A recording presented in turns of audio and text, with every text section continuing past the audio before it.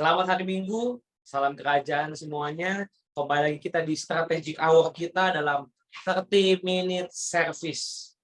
Kita mau mengalami increasing dalam hal relationship.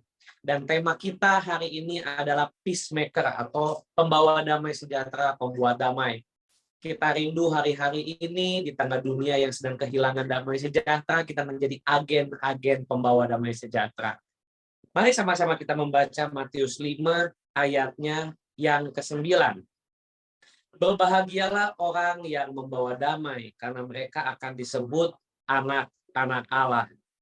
Orang-orang yang membawa damai sejahtera adalah orang-orang yang berbeda daripada agen-agen dunia ini. Tuhan punya agen-agennya dan iblis punya agen-agennya. Saya mau mengajak saudara untuk menjadi agen-agennya Tuhan. Bagaimana kita menjadi agennya Tuhan? Dengan cara kita menjadi peacemaker atau pembawa damai sejahtera. Tuhan sedang mencari agen-agennya yang ada di bumi ini untuk bekerja sama dengan Dia, untuk menjadi partnernya di muka bumi. Karena ingat, Tuhan tidak bisa bekerja di bumi jikalau tidak ada manusia yang bergerak di bumi. Iblis pun sama, bekerja di bumi, bergerak di bumi, lewat siapa? Lewat manusia, lewat orang-orang yang ada di bumi yang memberikan dirinya dipakai oleh iblis. Tetapi kita juga orang-orang percaya dapat memberi diri kita dipakai oleh Tuhan. Ini adalah kabar baik bahwa kita bisa menjadi agen-agen kerajaan surga. Bagaimana caranya? Tentunya sangat mudah. Ketika Anda menjadi pembawa damai sejahtera, maka Anda menjadi peacemaker. Anda menjadi agennya Tuhan. Poin yang pertama, pembawa damai atau peacemaker mempengaruhi atmosfer di suatu tempat. Di setiap tempat memiliki atmosfer, setiap tempat memiliki suasana rohani yang berbeda. Kita diciptakan menjadi peacemaker untuk berdampak, untuk mempengaruhi suatu atmosfer. Contoh, di suatu tempat kerja atau di suatu lingkungan rumah yang tidak kondusif, yang tidak baik, yang suasananya panas, selalu terjadi pertengkaran, percekcokan, keributan, huru-hara, perpecahan, maka kita bisa hadir di sana membawa sesuatu yang berbeda menjadi agen kerajaan Allah. Ketika kita membawa damai itu akan mempengaruhi alam rohani di suatu tempat. Pernahkah saudara berpikir, kenapa bisa ketika ada seseorang hadir di suatu tempat dan orang tersebut bisa mempengaruhi atmosfer di tempat itu? Apakah ini benar-benar realita? Apakah ini benar-benar kenyataan yang bisa dialami? Ya. Pernahkah kita kehadiran seorang tamu yang membuat suasana rumah menjadi tidak enak? Membuat suasana rumah menjadi kesal, marah, emosi? Tentunya kalau kehadiran seseorang bisa mempengaruhi atmosfer satu rumah atau suatu lingkungan kerja atau suatu lingkungan pelayanan, tentunya kehadiran seseorang juga bisa mempengaruhi berdampak baik ketika peacemaker hadir di tempat itu. Jadi saya rindu kita tidak menyepelekan yang disebut dengan atmosfer rohani. Bahwa atmosfer rohani akan dipengaruhi oleh seorang peacemaker. Ketika kita datang menginjakan kaki kita di satu tempat, maka ada satu radiasi ilahi yang memancar dari kehidupan kita, dari batin kita, dari manusia rohani kita yang baru, yang mengelilingi kita, satu atmosfer, satu aura yang menyebabkan orang-orang di sekitar kita bisa merasakan damai sejahtera. Ini tidak dibuat-buat. Ini menjadi satu natur yang baru yang tercipta ketika kita hidup di dalam realita hadirat Tuhan setiap hari. Ketika realita hadiratnya memenuhi hidup kita, maka kita akan menjadi seorang peacemaker. Dan atmosfer di mana kita berada, di situ akan terjadi radiasi ilahi yang membuat orang-orang bisa merasakan kehadiran kita membawa damai sejahtera. Ini bukanlah sesuatu hal yang tidak mungkin. Ini sesuatu hal yang sangat mungkin. Kenapa? Karena para pembawa damai sejahtera atau para peacemaker ini memang diutus Tuhan di bumi sebagai anak-anaknya, sebagai orang-orang yang dipercaya kerajaannya untuk berdampak, untuk menghasilkan suatu perubahan di lingkungan di mana mereka berada. Poin nomor 2, seorang peacemaker atau pembawa damai akan mengambil teritorial musuh. Katakan wow, ya. Ketika kita menjadi seorang kurir damai sejahtera, pembawa damai sejahtera, maka kita akan merebut teritorial musuh. Apakah lingkungan tempat di mana kita bekerja, domain kita, atau tempat di mana kita berada, rumah di mana kita ditempatkan, keluarga di mana tempat kita ditempatkan, di sana ada pekerjaan iblis, di sana ada pekerjaan musuh, di domain kita, pekerjaan kita, apa yang kita lakukan, di situ ada iblis, ada musuh. Dan ketika kita mendesak musuh itu, kita menjadi para pembawa damai. Maka iblis yang ada di domain, iblis yang ada di satu wilayah teritorial tertentu akan didesak mundur oleh kehadiran sang peacemaker atau sang pembawa damai sejahtera. Saya rindu, hal ini menjadi satu penyingkapan rahasia ilahi untuk kita semua, sehingga kita bisa mengalami kemenangan demi kemenangan di setiap wilayah teritorial yang Tuhan percayakan kepada kita. Iblis akan didesak mundur, musuh akan dihancurkan, teritorialnya akan diambil. Ini akan terjadi ketika kita menjadi para pembawa damai sejahtera. Saya rindu hari-hari ini kita ditakdirkan menjadi peacemaker, menjadi pembawa damai sejahtera, sehingga pekerjaan iblis dihentikan, pekerjaan iblis di-stop, pekerjaan iblis dihancurkan. Kenapa? Karena teritorial mereka direbut oleh orang-orang percaya, oleh anak-anak Tuhan. Kitalah orang-orang tersebut. Tuhanlah yang memilih kita. Saudara dan saya adalah orang-orang yang terpilih menjadi peacemaker sebagai anak-anak Allah yang hidup. Untuk apa? Mendesak teritorial yang ada di tangan musuh hari ini diambil alih, di take over oleh kita sebagai orang-orang yang percaya. Ini adalah mandat kita, ini adalah tugas kita yang sangat menggairahkan, sehingga kita bisa mengambil wilayah-wilayah rohani yang selama ini dikuasai oleh kuasa kegelapan. Poin nomor 3, seorang peacemaker, seorang pembawa damai sejahtera mengimpartasikan surga ke bumi. Pernahkah kita berpikir bahwa surga bisa dialami bukan setelah kita mati, tetapi kita bisa mengalami surga selama kita masih hidup? Bagaimana realitas surga dialami selama manusia masih hidup? Tentunya di surga itu penuh dengan damai sejahtera, sukacita dalam Roh Kudus dan kebenaran. Ini adalah batasan-batasan kerajaan Allah, kerajaan surga. Cukup kita menghadirkan damai di satu tempat, maka kita menurunkan surga di tempat tersebut. Jikalau kita menjadi para pembawa damai, menjadi agen-agen kerajaan Allah untuk membawa damai, maka Tuhan akan bergerak hebat di dalam rohmu, di dalam manusia rohmu, untuk apa? Melakukan intervensi kerajaan Allah, sehingga surga yang tidak terlihat di alam rohani bisa menjadi realita di alam jasmani. Sekali lagi, surga yang tidak terlihat di alam rohani bisa menjadi realita di alam jasmani ketika seorang peacemaker hadir di suatu tempat. Wow, ini adalah sesuatu hal yang sangat luar biasa, yang tentunya sangat menggairahkan untuk kita menghadirkan surga di bumi ini. Karena begitu banyak orang mengalami realita neraka dalam kehidupannya. Kenapa? Karena rumah tangga yang hancur, karena persahabatan yang hancur, karena lingkungan pelayanan yang toksik, pertemanan yang toksik. Ada begitu banyak sekali hal-hal yang membuat bumi seperti di neraka. Kita bisa merasakan neraka selagi kita masih hidup di bumi. Ya, kita juga bisa merasakan surga selagi kita masih hidup di bumi. Jikalau kita hidup hari-hari ini tidak ada damai sejahtera, selalu gelisah, khawatir, takut, kecewa, itu sebenarnya kita sudah mengalami neraka selagi kita masih ada di bumi.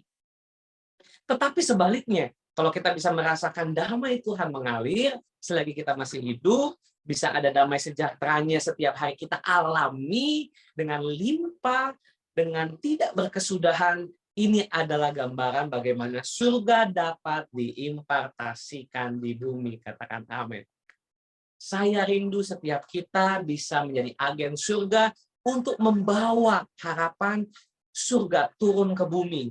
Surga dihadirkan di bumi, surga dimanifestasikan di bumi lewat kehadiran anak-anak Allah, orang-orang yang percaya, yang sudah dipilih oleh Tuhan untuk menjadi kurirnya untuk orang-orang yang ada di bumi ini. Ingat, kita bukan berasal dari dunia, kita berasal dari surga. Kita bukan makhluk jasmani, kita adalah makhluk rohani. Kita adalah manusia roh yang memiliki jiwa tinggal dalam tubuh. Bukan sekedar manusia fisik atau lahiriah. Ini adalah kabar sukacita bahwa manusia batinia kita berasal dari surga. Dan dari sanalah kita membawa sifat-sifat ilahi.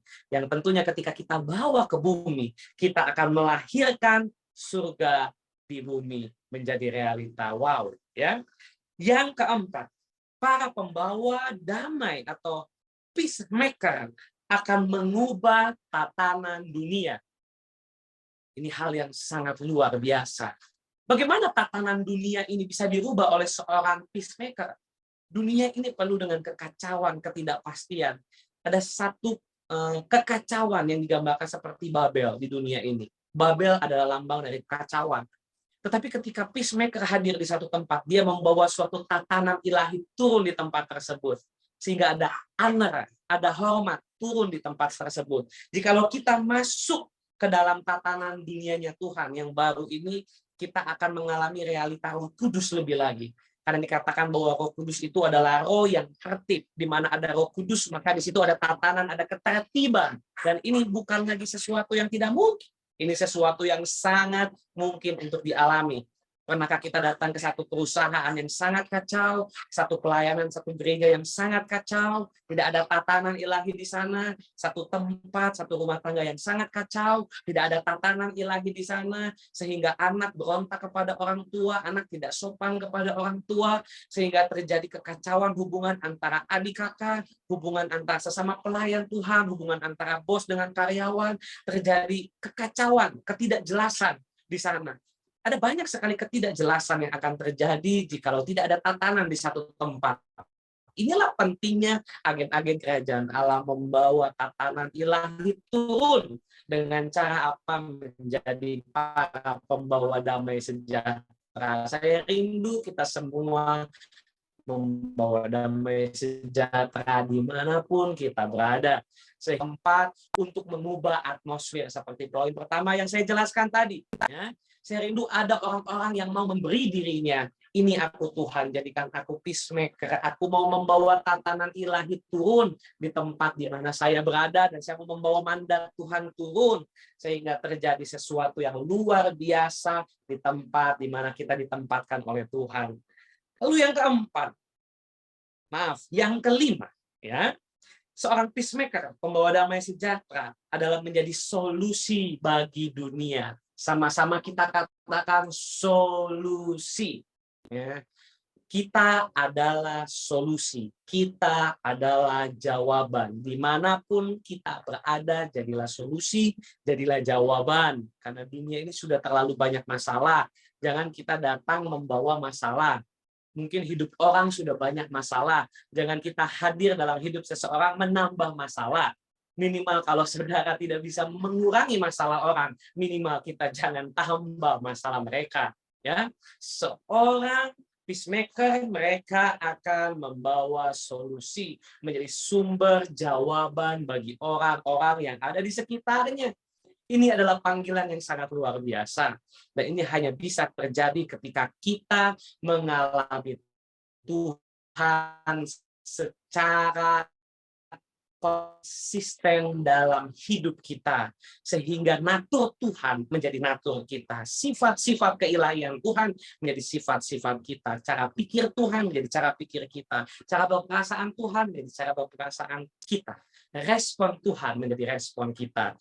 Ketika kita menjadi pembawa damai sejahtera, menjadi peacemaker, maka kita akan menolong orang-orang menemukan solusi dari setiap masalah mereka. Bukankah dunia ini penuh masalah? Bukankah orang-orang di sekitar kita banyak orang-orang bermasalah? Dulu pun kita adalah orang yang bermasalah, bukan? Kita punya begitu banyak masalah internal, seperti dalam seri khotbah yang sebelumnya saya bahas tentang internal konflik. Tapi kita dipulihkan. dari internal konflik kita menjadi pembawa damai. Supaya apa? Supaya kita bisa menolong orang-orang yang mungkin juga mengalami masalah dalam hidupnya. Sehingga temukan mereka, jadilah jawaban setiap hari, tanya Tuhan, siapa orang yang bisa aku tolong, siapa orang yang bisa aku bantu hidupnya, sehingga minimal kehidupannya menjadi lebih baik ketika bertemu dengan kita. Pastikan kehidupan orang lain menjadi lebih baik ketika bertemu dengan saudara. Jangan kehadiran saudara membuat hidup orang lain menjadi lebih buruk, membuat hidup orang lain menjadi lebih downgrade, bukan di-upgrade dan di-update, tapi malah downgrade karena kehadiran kita.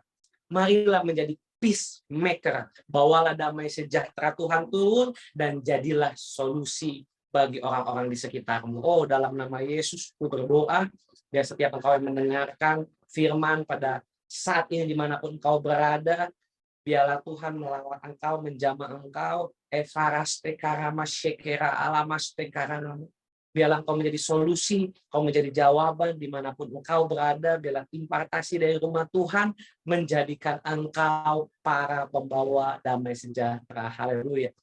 Lalu poin yang keenam, para peacemaker, para pembawa damai akan menyatakan identitas atau karakteristik anak-anak Allah yang dewasa atau huios. Huios adalah anak-anak Allah yang dewasa. Nah, para pembawa damai sejahtera ini akan menyatakan identitas atau karakteristik. Dalam Yesaya 9 ayatnya yang ke-6 dikatakan, sebab seorang anak telah lahir untuk kita, seorang putra telah diberikan untuk kita. Ini berbicara apa?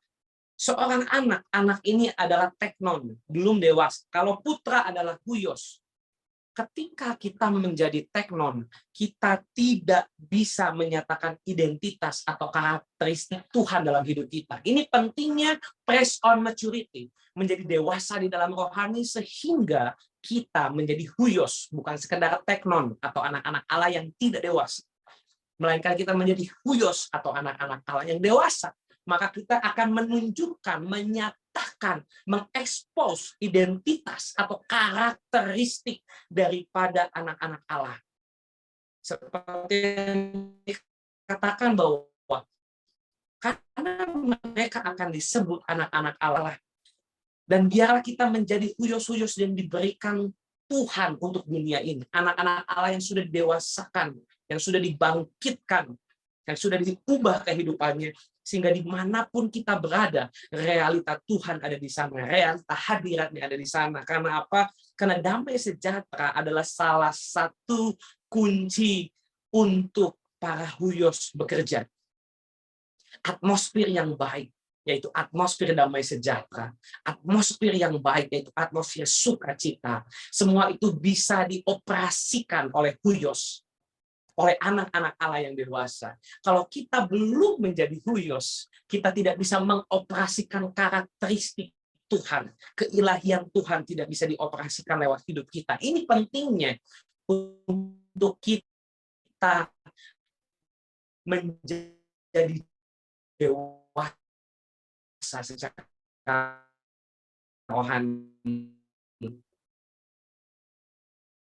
Apa ciri-ciri orang yang dewasa secara rohani? Salah responnya dari sikapnya menghadap dewasaan rohani yang perlu kita kejar. Ketika kita semakin dewasa, semakin bertumbuh, maka semakin besar dampak yang akan kita lakukan. Semakin banyak hal yang akan kita lakukan.